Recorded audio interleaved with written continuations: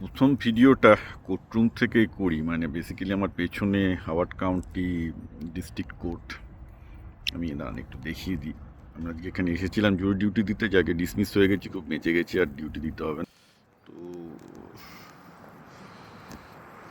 এটা খুব নাইস এবং মডার্ন।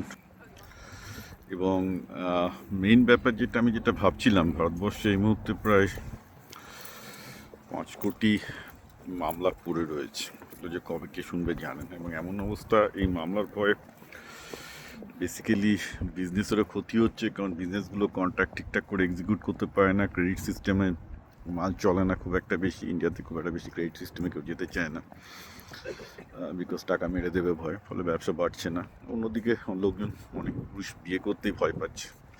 একবার যদি কেস কোর্টে চলে যায় তো সারা জীবন, ইনফ্যাক্ট আমার বন্ধু মানে ইন্ডিয়াতে আছে, যাতে সারা জীবন নষ্ট হয়ে গেল পুরো এই ডিভোর্সের মামলায়। I have seen that first hand. তো ন্যাচারালি ইন্ডিয়ার জুডিশিয়াল এবং অ্যাডমিনিস্ট্রেটিভ রিফর্ম, পলিটিক্যাল রিফর্ম ভীষণভাবে দরকার, না হলে it's going to be very bad. তো এটা একটা আমার কাছে এক্সপিরিয়েন্স, যাকে আমার একটা ফার্স্ট টাইম জুরি ডিউটিতে পড়েছিল। তো এত সুন্দর ভেতরে ব্যবস্থা, ফ্যান্টাস্টিক মডার্ন বিল্ডিং, একদম 5 স্টার হোটেলের মতো ব্যাপার। ইন্ডিয়ার 5 স্টার হোটেলও বহু দেখেছি, এত ভালো হয় না, এত সুন্দর ব্যবস্থা ছিল এখানে।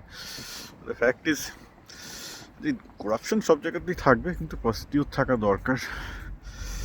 এবং জাস্টিসের প্রতি একটা বিলিভ না থাকলে লোকজনের কনফিডেন্স থাকে না যাতে বিজনেস করা, বিয়ে করা, এটা না হলে তো সোসাইটি আস্তে আস্তে নষ্ট হয়ে যাবে। ভেরি ইম্পর্ট্যান্ট থিং যে ইন্ডিয়ার জুডিশিয়াল রিফর্ম দরকার। আমি ইন্ডিয়াতে প্রচুর দেশভক্ত থেকে শুরু করে ওপেন লেটার সবাই বলছে ইন্ডিয়াতে জুডিশিয়াল রিফর্ম ভীষণভাবে দরকার, কিন্তু কেউ করবে না, কারণ করলে জাজেদের, পুলিশ অফিসারদের, আইএস অফিসারদের ক্ষমতা চলে যাবে।